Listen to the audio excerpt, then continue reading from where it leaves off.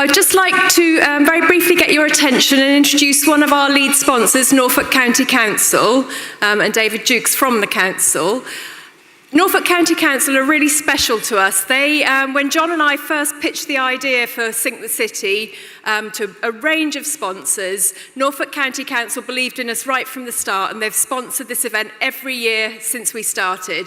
So it's a real pleasure, and we really want to say a really big thank you to David and his team at Norfolk County Council for believing in this event and continuing to sponsor it. So I'd just like to invite David to say a few words to you, and they sponsored the meal for tonight as well. So enjoy. Thanks very much, Fiona. Normally there's an elected official here doing these sorts of things. So as an officer, a humble officer, I'm quite a rarity. So forgive me, I'm not accustomed to doing this sort of thing. So yeah, we're pleased to have been supporting this initiative from the start, and I think it emphasises the county councils and our partners' view that this sector is a key priority now and into the future.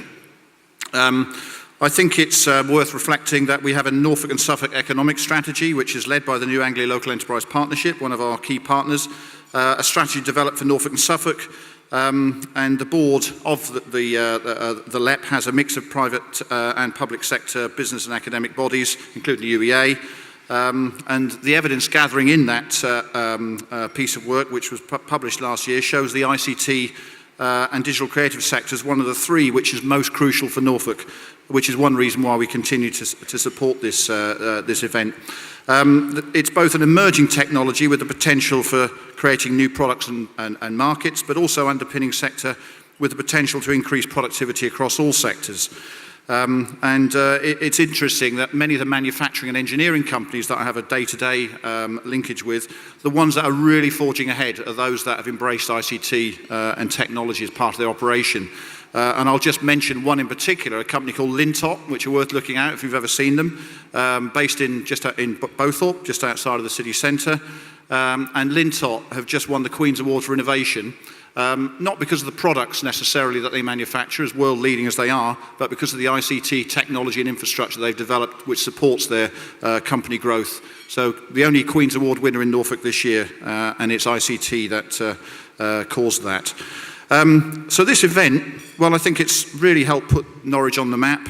You know, it's a business and academic joint initiative, and you know, I'm pleased to support it for that reason. And last year, I think George Davis and SenLab, you know, has given birth to the first true company, which is very exciting. And I just want to tell you as well some of the things we're doing to support the sector. We have a number of grant schemes, and I sit on a panel that awards those grants, and we've had a number of ICT-led companies that have been successful. So if you want to know more about that, get in touch with us, and we'll help you with it. We're now, from within the County Council, we're using our data. We produce and manage a huge amount of data, and we're using that to help the council make better strategic and operational decisions to support delivery of our services. But we're also making it available to entrepreneurs who want to come and look at what we're doing and see if they can help us provide better services. We've undertaken a 5G mobile survey of the county in order to challenge and encourage mobile providers to offer a better service. Now, they've just announced the first 15 pilots. We didn't think we'd be in the first 15, but we hope we're going to be in the next 15. We're bidding to the Department for Culture, Media and Sport for a £20 million share in funding to expand the gigabit fibre network to rural premises. If we're successful, we'll have 394 rural sites across the county cabled to a public sector building, and that will allow meet-me points for the local business community to draw upgraded fibre facilities. So you can get now a £3,000 voucher scheme to help connect, and the likelihood is you're going to be within the distance required to make that £3,000 voucher work. We enabled the Internet of Things creator, Wynke Geisman, who came to Norwich last month for the city launch of the Things Network, delivered by many of you in this community here today. So we're pleased to support that. And we want to encourage our local business community to innovate and grow using the Internet of Things gateways and funding that we're going to be putting in place to deliver more gateways across the county. I should just give a quick reference to Tech East, which we helped establish a couple of years ago, which is about building a community across both counties and to give the sector a voice. We're also doing some research into the needs of the tech community generally, which we'll be kicking off in January, particularly looking at workspace requirements and shared working. And finally, we recently launched our Invest East program, which contains an investment readiness, or 4 investment readiness advisors whose job it is to advise companies to help them bid for funding, private and public sector funding. So some very intense support there.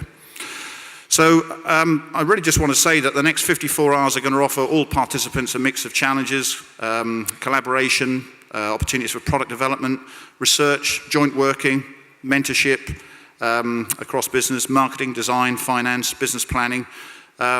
You've probably got at least one of those skills, and I hope you enjoy sharing them with others around the room today. So it's a wonderful opportunity, and I hope you're successful. So enjoy.